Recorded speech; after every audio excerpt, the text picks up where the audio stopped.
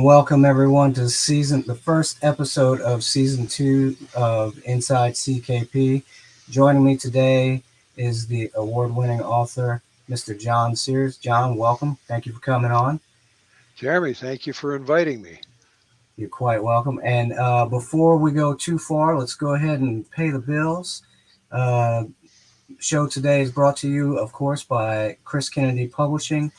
Go to chriskennedypublishing.com to find all your literary needs. You get science fiction, military science fiction, fantasy, space opera, a smattering of even romance. And they even have some nonfiction on indie publishing and all that good stuff. So go there.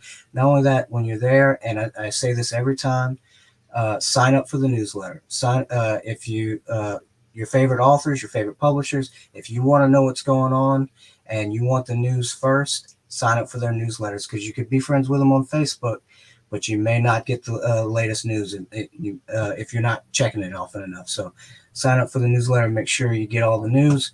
Of course, you can support this show and Chris Kennedy Publishing by going to their Patreon. They have lots of free goodies there, including CKP Confidential, and they have different tiers for their fans there. And of course, you can find CKP on Amazon, but you're probably better off just going through Chris Kennedy Publishing, because they have all the links there as well. And then, of course, there's Chris Kennedy Publishing on Facebook, and of course the fan page, The Factory Floor, on Facebook as well. And just if you search Chris Kennedy Publishing, you'll find these pages. So John, with the bills paid, where can people find you? Well, I'm on Facebook, of course.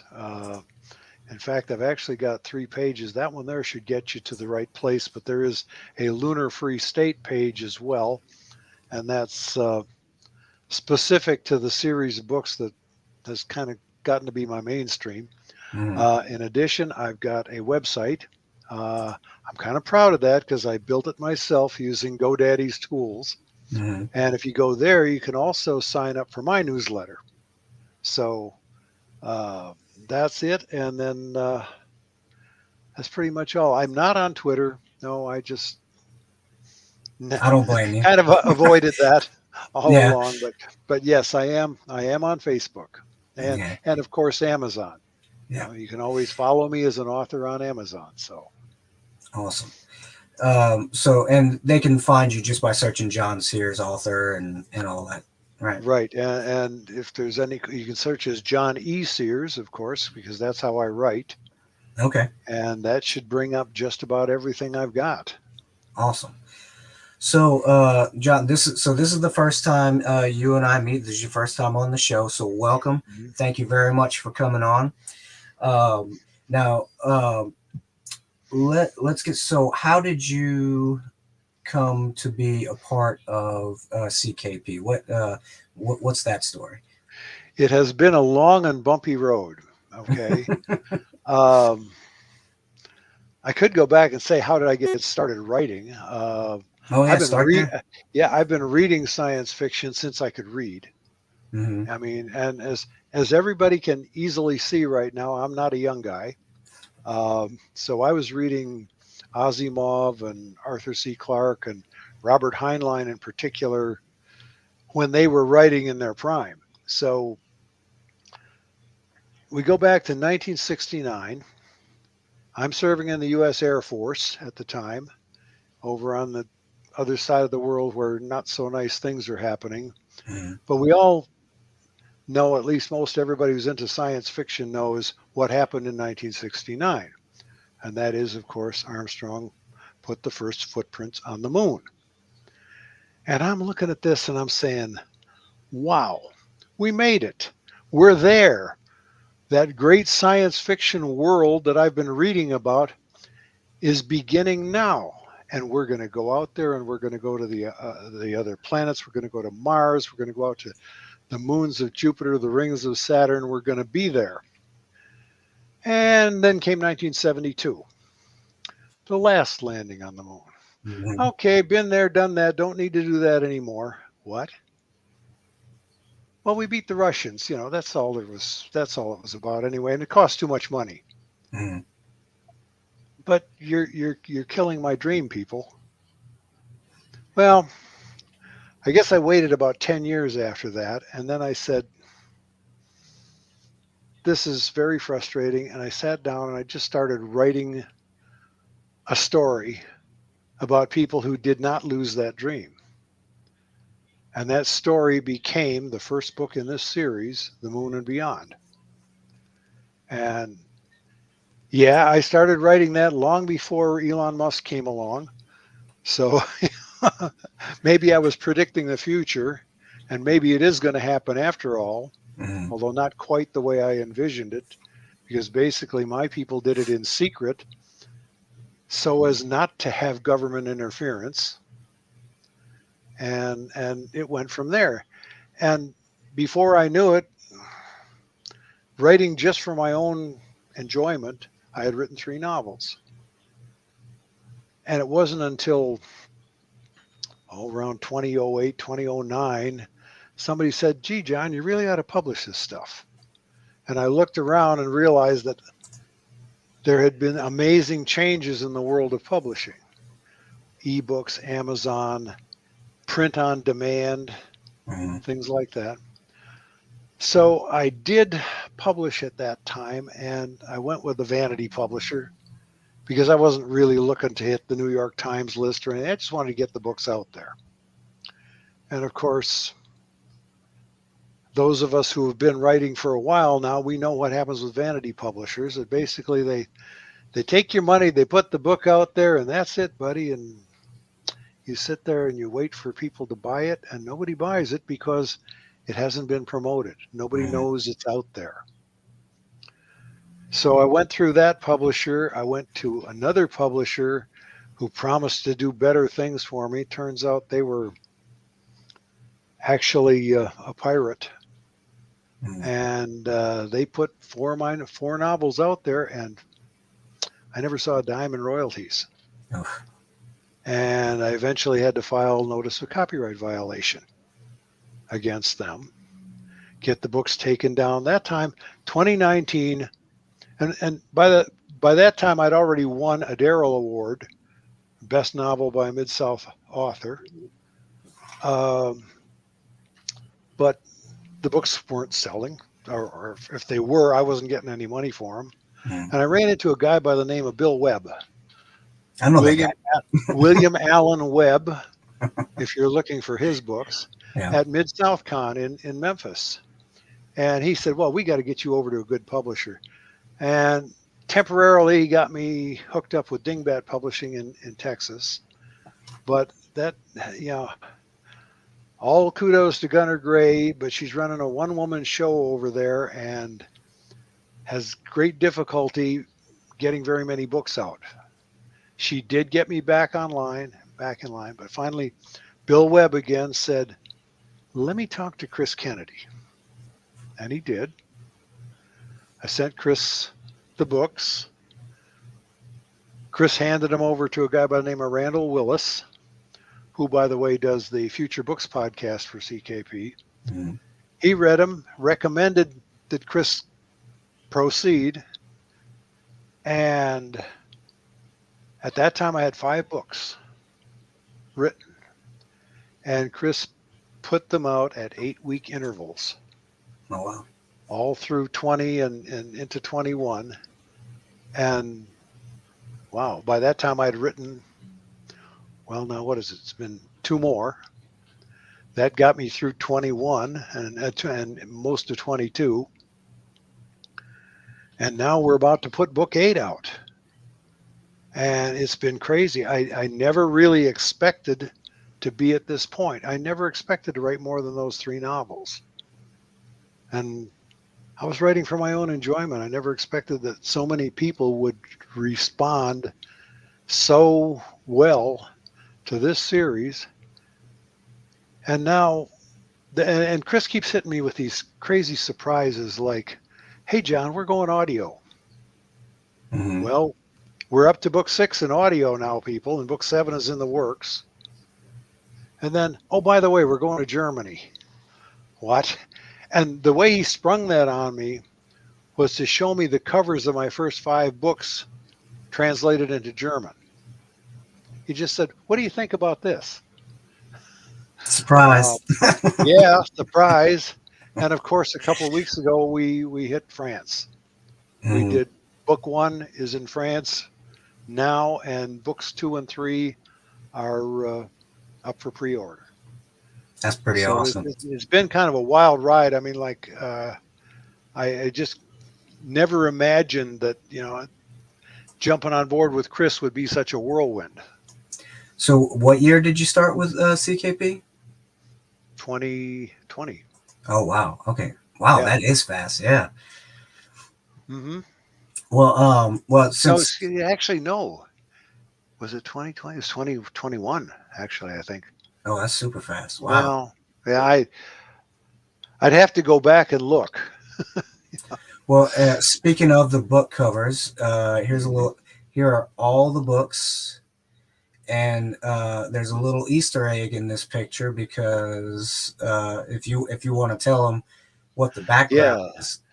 the background image is the art for the cover of book 9, The Never Ever War, which will be out in February. Very nice. I love these Uh, covers, by the way. little story about these covers. Of course, these are done by Shahzad Sudar over in Sri Lanka, Hmm. and he does amazing work. It took us a while, though, to get him to understand the concept of nose art. Hmm. Like we're talking about the bombers of World War II, Memphis Belle, and such like nose art. Well, I've always said in the novels that the Lunar Free State used nose art on its warships. And I think he first got that right in book 5, The Next Crusade, where that ship that's being hit there on the cover Hmm. is LFS Links. And if you look at that cover closely, you will see that is the nose art represents a bobcat, a lynx.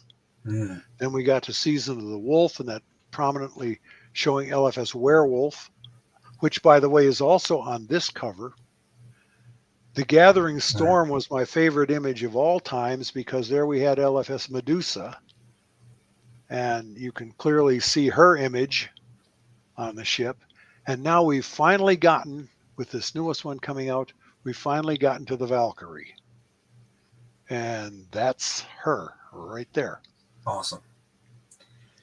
All right. So Chris came to the rescue, and he said your first book launched in June of 2021. 20 June of 21. Yeah, okay. It was the end of 20 when I finally got switched over from Dingbat to Chris, and Chris picked up the whole series. Yeah, and it took until June of 21 to get the first one out, and then, like I say, he just started putting them out there at like 8-week intervals, and I just wow. So it took 25 weeks, half a year to get caught up to the books I'd originally given him, and by then I had another one ready and the second one in the work and another one in the works. So we've already we're getting some feedback on the covers. Of course, Marisa likes Valkyries because you know we might be seeing Yes, I something know. Hit, Hit about that in World, the future. something about Hit World Valkyries there. Yeah. Yeah, Mm-hmm. yeah. And then of course Miss Cox likes it too. And so since we've Oh, spilt the beans a just little. just a comment on that went by. She says, "Babe on the horse." Then I know from that she read the book because the babe on the horse is the way the crew members of LFS Valkyrie refer to the ship.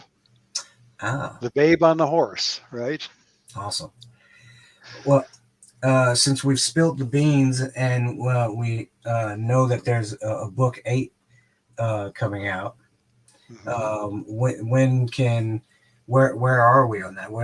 When can people It's Book 8's in the publication process right now. Chris has got it. We have, as you can see, we have the cover art, Mm-hmm.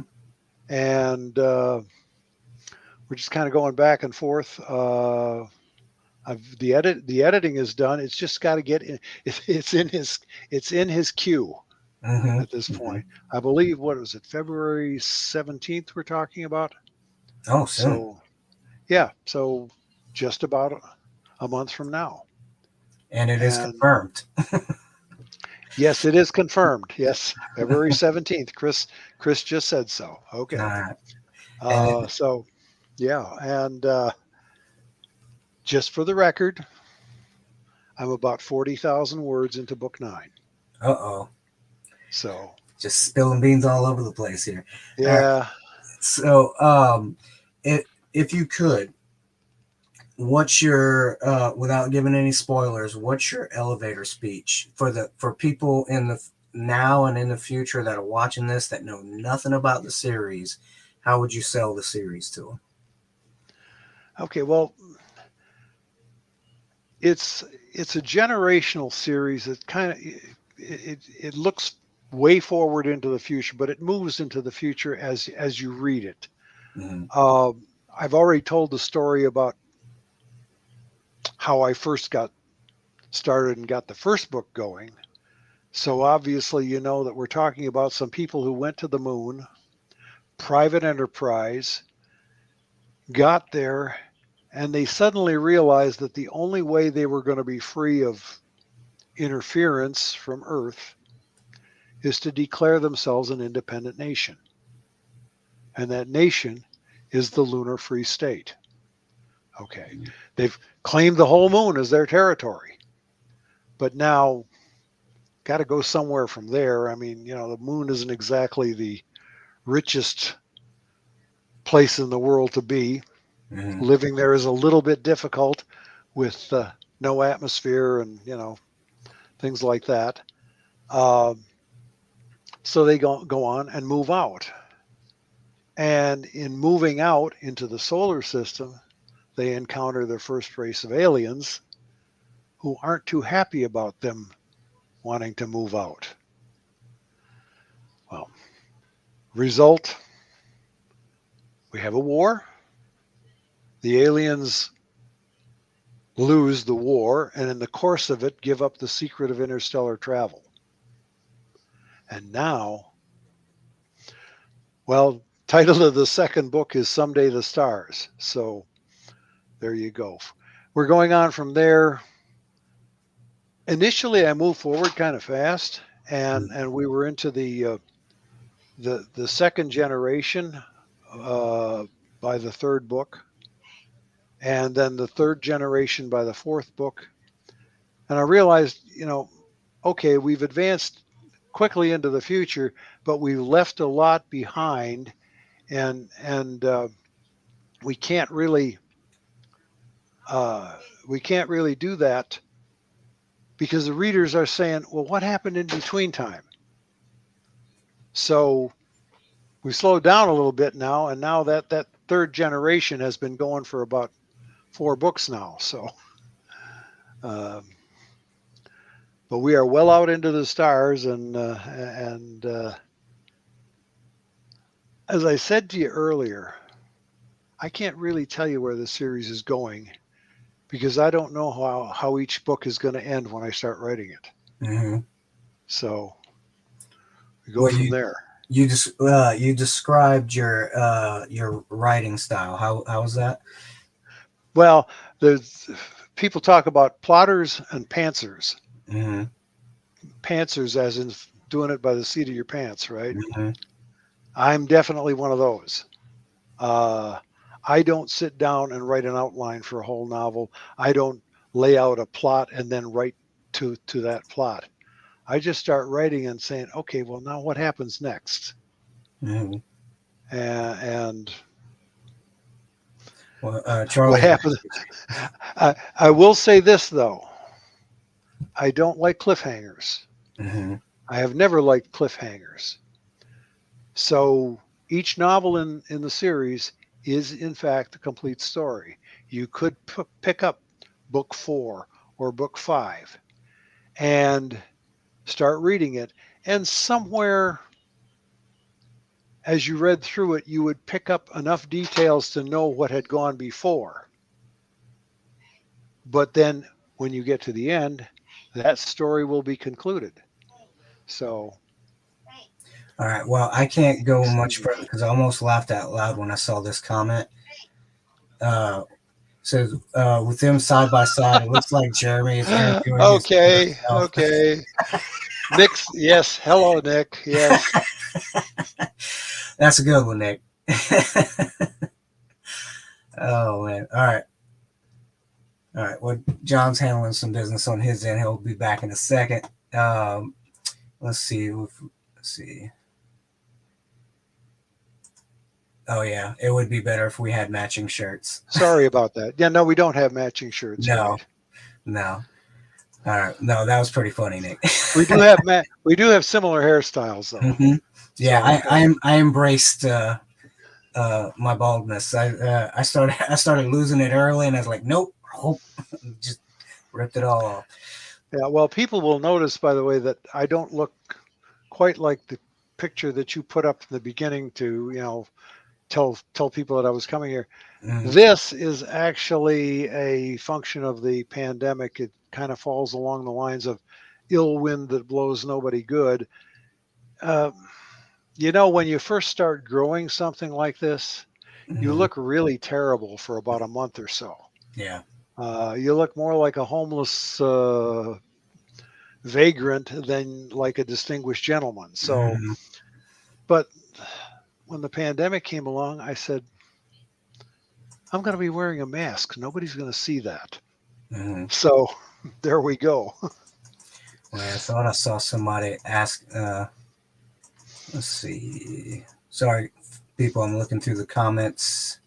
Well, somebody liked your beard, and I can't see who it is, but somebody liked your beard. Let's see. So now, Lunar Free State is not the only books that you've written for CKP. What else have you written for them? No, I again, Bill Webb kind of led me astray there for a while, and I put out 2 novels in his Hit World series, and that would be The Ferryman and The Dragons of Styx. And since he dragged me into it, I had to go and kind of mess up all of his plot lines and such like by introducing dragons. So hey, so there it is. And just for the record on that one, there will be a 3rd novel in that coming out, and I believe it's set for April now. Awesome. I haven't seen a cover for it yet. The title will be Sanctuary, but that's about all I can say at this point. And with that, I've kind of said, okay, I've got to get back and write the Lunar Free State. So I've left characters and situations there that other people can pick up on. In particular, some that might be of interest to those ladies that we all know who are writing in the Hit World Valkyries genre. So, yes, Marissa, yes, and Melissa, yes. Yeah. They said the same thing. So yeah, they jinxed themselves. Speaking of dragons, here's a tangent. In a couple of weeks, we're going to be doing an episode on this show, and I'm playfully calling it Dragon Wars, because there has been arguments at conventions between Marisa Wolf, my lovely wife, and Nick Steverson, and now Melissa. And so we're going to have it out, and we're going to record it. And so they've got to come up with their best arguments of why what they think are dragons is the best dragon. So it'll be a hoot. Well, I'm going to stay away from that one because the dragons I've got in Hit World are probably far and away different from anybody else's idea of dragons. So, Well, I you mean, should at least come in the comments and I stir will things up. certainly come in and I'll certainly watch that one and snipe at everybody from the off stage, right? So, Hmm. Oh yeah, give them hell because they're giving you hell tonight. So it's fair play. All right. Well, so I mean, you kind of mentioned a little bit about this, but how'd you know? When did you know you wanted to be a writer or start? When did you start writing? All that stuff. it's not so much when I knew I wanted to be a writer as when I suddenly decided I was a writer. Mm-hmm. Because I've always written for just for fun, Mm-hmm. whether it was little short stories or whatever. And I think I somewhere back in the day I may have submitted a couple to Amazing Stories or analog science fiction, and I somewhere back in my file I've got the rejection notices to prove that I actually did that. Um, It's called progress. yeah, it's called progress, but when I started writing this series, it was really just for fun. Say, can I write a real story? And the next thing I knew, and this is something that's not well known right now, is when I finished The Moon and Beyond, it was 170,000 words. And I wound up, when I finally got around to saying, okay, I'm going to publish this, I had to trim it to 140,000 just to fit it into a decent sized book. And at that, it was like 300 pages in print. So, uh, but just writing and writing and writing, and hey, I'm enjoying this, and hey, I'm liking this, and another thing I should say about Chris, I thought I really knew how to write, but I have learned a lot about things that I was doing wrong, Mm-hmm. things that I could have done better, uh, and funny little rules that I wasn't following Mm-hmm. in regular literary English. So we've got that. We've gotten a lot of that straightened out, I hope, and I think we're doing a lot better now. And well, the readers are telling me that they're liking it. So hey, So so I'm assuming you're seeing a lot more success now uh, than you did with your previous publishers. Now that you're on book 7, going on 8, and yeah. Well, French, German. the success has kind of been scary in some ways.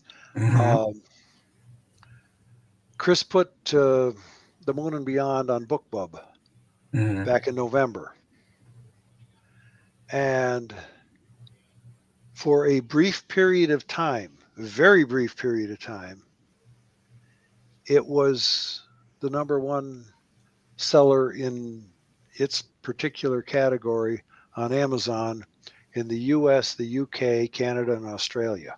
Mm-hmm. Now, fame on Amazon is extremely fleeting.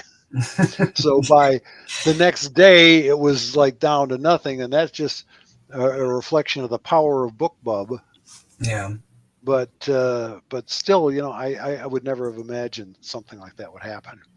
And then now here's a little story that I've been taking all kinds of heat from the other writers in Chris's group about, or I won't say heat, just a lot of ribbing. Mm-hmm. We put the book out in France, and Amazon, in its infinite wisdom, classified it as erotica. And Chris immediately jumped on that and tried to get them to change it, but dealing with Amazon is not the easiest thing in the world. Mm-hmm. But what shocked me is it hit number 11 in that category. I said, if people are buying it based on that category, they're really going to be disappointed. What, But just because it was French, it was erotica? well, I no, I mean this was among this was in the French. The French have categories for regular science fiction because the other two books we put up on pre-order Hmm. ended up in military science fiction and science fiction space opera as we expected. Yeah. But this one ended up in action and adventure erotica. And I Hey, said, "What is this? Did the translators take some liberties that I'm not aware of with the storyline or what, you know?" yeah, they must But have thought you wrote a sexy story, man. well, I don't know, but we did get it straightened out. Hopefully, they've got it there and it's in the right category and it's going to stay there now. But people people keep telling me, yeah, John, stop writing erotica. You know, I mean, oh well, Hey, man, okay, that's where the money is. could be. But what was really crazy about that is, you know, if you see it listed as being number 11 in this category or whatever on Amazon, you can click on that and you can see like the 100 best sellers in that category. Hmm. And that cover of mine just did not quite fit with all the other covers in that in that category. Yeah, all the shirtless men on the covers. Yeah, I guess it. Right, yeah, and yeah, yes. All right. Well, we started some madness in the comments about dragons. I'm not gonna go through all of it because it's been going on a little while. But apparently, people are gonna need to bring popcorn and watch the show about the arguments that are gonna happen. Um, so so you've been writing since as long as you can remember. What are some of your favorite things about writing, or what do you get out of writing? I don't know, it's just creating the story is just to me it's just like oh, I don't know, like a hobby craft sort of thing. Like I've done a lot of things. Well, I've had a lot of hobbies Hmm. like woodworking, for example, and you know I've built pieces of furniture, and when I'm done I stand back and I look at it and say, man, I actually built that. It's kind of Hmm. like that with the writing. It's like write something down and say, wow, did I actually write this? And yeah, I enjoy reading my own writing, Hmm. and Good sign. I'm really glad that other people enjoy it too. But but that's it, and that's kind of how it's been for me. I just, you know, write something down and haven't tried poetry or anything like that yet, but who knows? Um, so you've written science fiction. How would you describe Hit World? Is that more urban fantasy? Hit World is pretty much urban fantasy. Okay. It was intended, I think Bill originally started off as kind of just like alternate universe science fiction, Hmm. alternate history science fiction.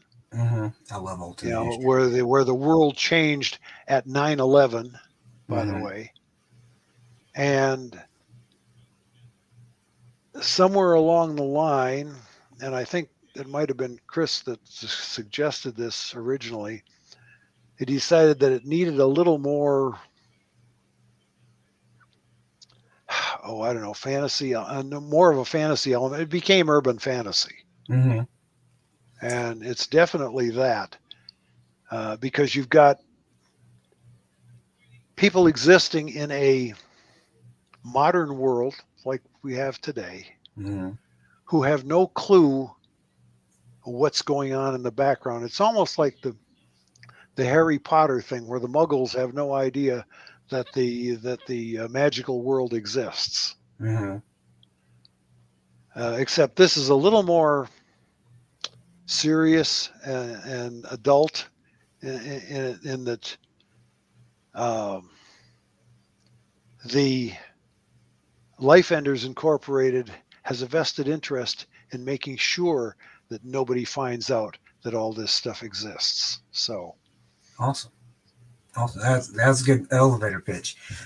So I know it's like saying which of your children you like best, but what do you like writing more? I think I can guess, but What do you like writing Yeah. more? Urban fantasy, science No, fiction? no, no question. It's got to be the science fiction. Yeah, Yeah. and it's the Lunar Free State. It's my world now. I Hmm. live on the moon, people. Hmm. Yes, you can find me in Terra Nova City, which is not mentioned in any of the books yet, but just for reference, it's the city's built into the northwest wall of the crater Archimedes, uh, on the shores, if you will, of Mare Imbrium. So that's where Terra Nova City is located. So, if you had to pick again, I know I'm asking a lot here, but um, favorite character, or or group of characters, or anything like that. It's strange because when I was up for the Darrell Award the first time, which was The Moon and Beyond and Someday the Stars were both eligible in the same year. Both were up as finalists. And one of the ladies who was a member of the Darrell Awards jury said she really liked and appreciated my strong female characters. Now, I have no idea how I come up with these characters, but yeah, it's like I get to saying I really like this character, and a character may start off as just an extra, if you will. Hmm.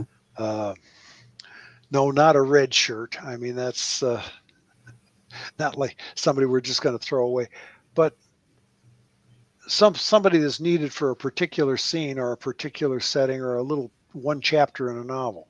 And I say, yeah, but I like that character. I wonder what that character is going to do next. Hmm. And so many of them have grown up that way. Uh, Lorna Greenwood, the first, did not start off to be the main character in The Moon and Beyond, but by the end of the novel, she was. And she certainly was the main character in Someday the Stars. But I've done that to a number of characters. I've brought them along. And now, of course, we've got her granddaughter, Lorna Greenwood II.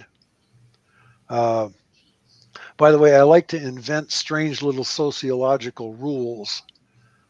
In the Lunar Free State, by the way, women do not take the surname of their husband when they get married. Well, okay, we got a lot of that going on these days. Hmm. However, what's different about the Lunar Free State is that any children they have get the surname of their parent of the same sex. Oh, okay. So Lorna Greenwood's sons, if any, would have her husband's surname. Her daughters will be Greenwoods. Hmm. Okay, so it just something to throw a little extra something into the game, right? Convince people that the Lunar Free State really does think a little differently than everybody on Earth. Hmm. So we've got Lorna Greenwood II, who started off as the granddaughter of the original, but we met her at age 6 and then jumped to age 21 where she's in the Lunar Fleet Academy. And Hmm. I knew offhand she was going to be right along, but I created another character at that point who was her roommate at the academy, Nova Sakura, LFS Marines. Okay. And over the course of that novel and the next several, she became a major character. And it's like I never know what character is going to come up next. There's a guy by the name of Darius Jefferson who was introduced in book 5 as a Marine recruit. Well, he's up to staff sergeant by book 8, people. So hey, what can I say? And he's still there and still a major character. So, I mean, when you write, is it and these characters that you're not really thinking about developing to that extent? Do they? I mean, do they? It's like you write them and does it talk to you? Does it like, oh, they wouldn't Yeah, do it's that, or they? just like this character's pretty cool. Mm-hmm, Let's see what he can do in the next novel. It's that mm-hmm. kind of thing, Yeah. And, So, and yeah, that's the way it goes. And of course, it is a generational series, and so we've got to bring along the children and grandchildren of the original characters. mm-hmm, And so we've got, okay, the third chief executive of the Lunar Free State was a guy by the name of Mick O'Hara, and he had a son named Robert O'Hara, and he had a son named John O'Hara, and every one of them has now developed into a major character. So that's pretty cool. So, Nick had a question. Which book so far do you think you've absolutely nailed? We all have that one book at some point that we think is our best work yet. oh, wow. Yeah, that's a tough one. That's a tough one. I'm I'm not sure I'm there. I don't think I've nailed it yet. Maybe I haven't. I do like some better than others. I think book 4 was a cut that would be In the Service of Luna. I think that was kind of a cut above the first 3. It's funny because book 2 won the Darrell Award, and it doesn't seem to have resonated with the readers as well as, say, book 1, book 3, and some of the others. I'm getting really good reactions out of book 6, Season of the Wolf. Mm-hmm. And I really enjoyed writing that one. I think that I probably did some of my best space combat in that one. So, on the other hand, we've got the one coming out now, which will probably be some of the best planetary marine combat that I've done yet. And no, I don't set out to write Space Marines. I leave that to Paul Pyatt, Abner Fortis, and company, right? Mm-hmm. He certainly does that better than anybody else I know.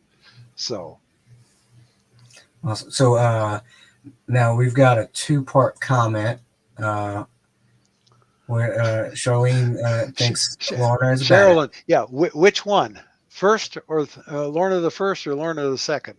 The Lorna the First was definitely, yeah, okay. Well, and then she follows up with, do John and Lorna the second ever make it work? Um, that would be in the nature of a spoiler. I'm not gonna, and no, I'm not gonna say one way or the other, because now we're gonna get to that thing that I told you about earlier. Mm-hmm. Remember, I told you I wrote 3 books before I Yes. published anything. The third one's never been published because it was a jump too far into the future from book 2. So basically, I published book 1 and 2, and all the books I've written since then have been working toward that book 3 that hasn't been published yet. And you're going to find out more in that book about what happened with John and Lorna too. Well, In yeah. a second. Sherilyn, she knows what she was doing. She knew Yeah. who she was asking. Okay. Yeah, Okay.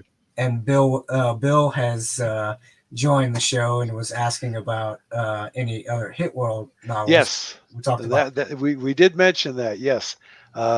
April. Mhm. We are bringing out my third Hit World novel, which is Sanctuary. And I haven't seen a cover for that one yet, but it's in the queue. Awesome. So where anybody else in the comments, if y'all got any more questions, come with them. So we talking before the show. We were talking about how you do you see, is there an ending to the series as you see it now? As I see it now, no. If there is, it's too far ahead, and I haven't seen it yet. Um, That's good news. because of the fact that it is a generational series, it could keep going to Lorna the Second's grandchildren, for all I know. Hmm. You know, I've slowed down a lot in the writing, so we're not moving ahead as quickly as we are. So it'd take a lot of books to get there Hmm. to another 2 generations or whatever. But there's no reason why it couldn't. Um, actually, somewhere deep in my files, I've got one that I started that actually did that, that jumped 2 more generations, and yeah. Uh, but put that one aside and said, no, no, no, no. Got to get back to the present timeline and keep writing. So Well, and we're also talking. So this is because I mean you're going into to book 8. mhm. This is its own universe at you this know, point. book 8 is about to be published. I'm writing book 9. Oh, okay. So yeah, so we're and yeah, it is its own universe. Just for grins and silly stuff, and because I always follow stuff that Bill Webb recommends to me. I As of yesterday, I got notice that I now have secured a registered trademark of the Lunar Free State. Oh, that's awesome. Got that paper right here. Don't know if anybody can see that, from the patent and trademark office, that says the Lunar Free State is mine. So That's awesome. uh, So with that, because we've seen this with the 4-HU. The 4-HU is like 80 plus books mhm. strong, probably more than that now. Do you see at any point expanding this to other writers to push it out, or? Yeah, I've thought about that many Mhm. times. Don't know when that's going to happen, if it does happen. Mhm. Obviously, it's something I would need to talk to Chris about, Mhm. because we get into all sorts of complications when you start, when you start letting people write in your universe, and then then you become a gatekeeper, Mhm. right? Say yes, you can do that. No, you can't do that. And yeah, I think at some point I'm going to have to do that. I'm going to have to let people do that, and not wanting anybody to get really a swell head out of this or anything. But I had this conversation with Randall Willis a couple of days ago, Mhm. and he asked that very same question. And I said the same thing that I just said now. Mhm. And he said, well, if you do, you really need to get Marissa Wolf to write in that universe, because she'd be perfect for it. So, okay, now I know you're out there. I see you out there. Don't get all excited about it yet, but you have that recommendation from Randall Willis anyway. Yeah, Randall gushes on her a little bit. Okay. Now, speaking of, you're gonna be just talking about where people can see you in the future. You're gonna be on a Future Books podcast Yes, coming up. but that's audio only, of Mhm. course. And just for the record, this is the very first time I've ever done a live podcast, let alone a live video podcast. I hope I haven't broken anybody's screen out there, but hey, No, it is I what think it we're is. okay. We got some good comments out of it, so we're okay. Mm-hmm. I'm still giggling at that joke Nick made. Um, So, um, since we're talking about other things, are you going to be out in the world? Any appearances or anything that coming up?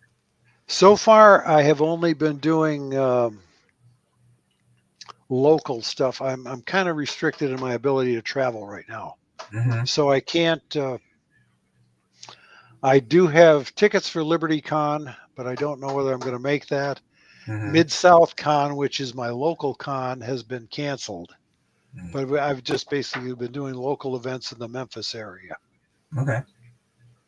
All right. So everybody in Memphis, go check John out. Um, I will post that if I'm going to be somewhere. I will post that on the Facebook pages so for all to see. okay. Well, and we say it all the time. I'm gonna say it again. Sign up for his newsletter so you know when stuff's coming out. When if he's gonna be making an appearance, you can find him there. It's the best place to follow your favorite authors, and of course, sign up for the CKP newsletter as well, so you can get all the up to date information that's coming out there. So, so John, what can we now? Can we count on you to come on the show when your next book comes out? Oh, absolutely. Yeah, Awesome. absolutely. I'm suddenly I'm surprised at another thing too that I'm so popular with podcasts now. So Mm-hmm. more than happy to do this stuff because it's Awesome. something I can do without traveling. And hey, I love to be on. What can I Yeah. say? Yeah. Well, I think so. When's your next book come out? Say it again. February 17th, Okay, I'll still and be that will be the Never Ever War. never ever more. And so so for those who don't know, Marissa Wolf is my wife, and I'll talk trash about her from time to time. And but we'll still be here in South Carolina. We travel full time, but we'll probably be on the road pretty soon, heading to North Carolina. And hopefully, with enough of the authors in the general area, we might be doing some face to face podcasts in the future. But this seems to be doing pretty well now.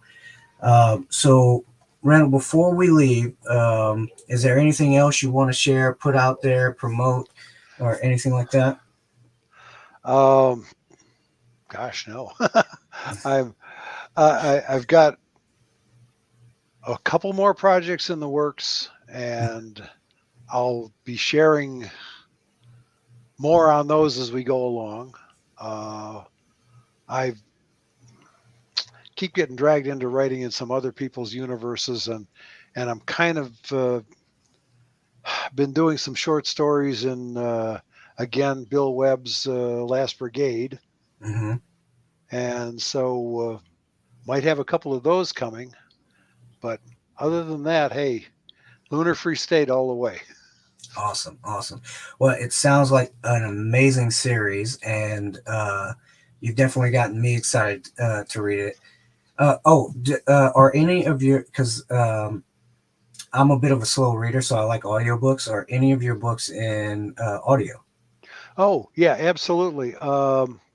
We have the first six in audio now, and the seventh in production. So we're almost caught up to the print books with audio now. That's awesome. Um, so and hopefully when number eight comes out, we'll immediately be going to work on the audio on that one. That's awesome. All So right, I'm very excited because I'm very much an audiobook fan, and so I love that kind of stuff because my imagination's not as good as the people performing, and they do the voices and everything, and they add and flick, and it's just it's a better experience for me. So that's why well, I like audiobooks. Jimmy Moreland is an absolutely awesome uh, reader, narrator for mine, and I've been really happy with the way he's done them. Uh, I did tell him though recently that it's getting one little problem. One of the projects I'm working on is going to be a Lunar Free State story, but it's going to be a first person, and the protagonist is going to be a teenage girl. So I kind of don't think his voice is going to work on that one when we get to the audio. But hey, we'll cross that bridge when we come to it. Yeah. All right. Well, before we go, we got one more question. Is there any forward progress on your LFS anthology? Yeah. Okay. I say anthology, and Chris immediately said, "Wait a minute, you didn't invite other writers into that." No, I didn't. Okay. The anthology we're talking about, and it's been. I think I've got about 5 stories written in it now. This is going to be a collection of short stories, Mhm. and the title will be The Seven Sisters. Those who are familiar with the series will know who the Seven Sisters are. The Seven Sisters are the artificial intelligences that Wow. control the battle cruisers. Yeah. So we've got Valkyrie, we've got Medusa, we've got Athena, we've got. They're all named after females of mythology. Okay, and the artificial intelligences are they consider themselves sisters, except one. There's actually 8 of them, and the 8th one is Val, a Valkyrie, and she's their mother. Huh. So we're going to have short stories in which each one of those AIs is featured, and we'll probably throw in the male AIs, Mike of Lunar Command and Lewis of Transluna Station. Uh, and these are just kind of lighthearted stories that show that these creatures, these artificial intelligences, really are in a way human, and that's what I'm shooting for. So, That sounds amazing. but I can't promise you a date when that's going to be out because, like I say, it's one story at a time, and I've got about 5 of them done so far, and we'll probably have 10 to round it out. Very cool. No, that sounds awesome. Thanks for that question. So you can find John, of course, on his website, lunarfreestate.com. Of course, you can find him on Facebook. And you said you have some other Facebook pages too, as well, right? Yeah, I started with my personal page. The one that you're showing there, I believe, is the one that I originally started for as my author page, but then there's a Lunar Free State page that I've added since then, which kind of is geared specifically toward that series. Okay. So if And you I'll find me at one, it will lead you to the others. and for those that are interested, I'm all these links are going to be in the show notes for this, and I'll find those Facebook links and put those in the show notes as well. Mhm. And then, of course, you can find him on Amazon and ChrisKennedyPublishing.com. Support your favorite authors. Support Chris Kennedy Publishing and this show by going to Patreon. And you get lots of cool, different tiered um, uh, giveaways for that channel. They do the CKP Confidential and other great things on there. So check them out. And of course, you can find CKP on Amazon, but you can get through there on the website as well. And speaking of future books, check out the latest episode of Future Books. This is I believe the January episode featuring the host Randall Willis. This is brought to you by Shark Flight Media and our buddy Ian Malone. And this episode features Fred Hughes. And of course, in the future, you will see our good friend John on, I believe, either the next episode or the one after that. So we'll be looking forward to that. And speaking of some of the current releases from CKP Publishing, The Genocide of Mankind, Prince War Leader, Mission Critical, and Crucible of the Gods. But if you want to know what's coming out in the future, go watch the Future Books podcast, go on CKP.com, join the newsletter, and they have a list of the future books that are coming out. But check out the podcast; it's fun. You get a lot of good behind the scenes information, and it's a good show. And you can find that anywhere you find podcasts, including the CKP YouTube channel. In addition to that, I want to throw some support out to some affiliated YouTube channels. Of course, we have Joy Wandry and Mark Wandry at World Maker Books. You can search them at World Maker Books on YouTube. Of course, I have to tell you about Marisa Wolf and hers. She has a fledgling YouTube channel, but we're going to be putting more stuff on there pretty soon. And of course, our good buddy Casey Ezel and Casey Rider Life. She's been coming out some really good episodes. Some our good buddy Chris Kennedy has been on there, and she's had her last couple of episodes have been really good. Of course, they're all good, but they've been real informative, and I would go check that out if I were you.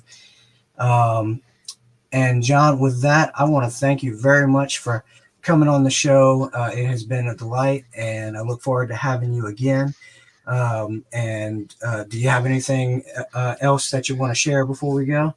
No, just thanks very much for having me on, and thank all of you for showing up and brightening it up with your comments. So, oh wait, we got. You know what? Let's see. We've got one more question. Could you imagine a graphic novel telling of your stories? you know, I could. My son is a graphic artist who tends to favor anime and that sort of thing. And I've talked to him back and forth about it, and he's promised he's going to show me something. Hasn't shown me anything yet, but I think it'd be a cool idea. I just don't know where to start with it. So, all right. Well, that was a good question. A nice little teaser. So hopefully we can hear more about that in the future when you come on. But again, John, thank you very much for coming on. It's been a pleasure, and we'll definitely see you in the future. And just keep plugging along. Your books are great, and it seems like you got a pretty good fan base. thank you very much, and it's been a pleasure. And good night. Good night, everybody.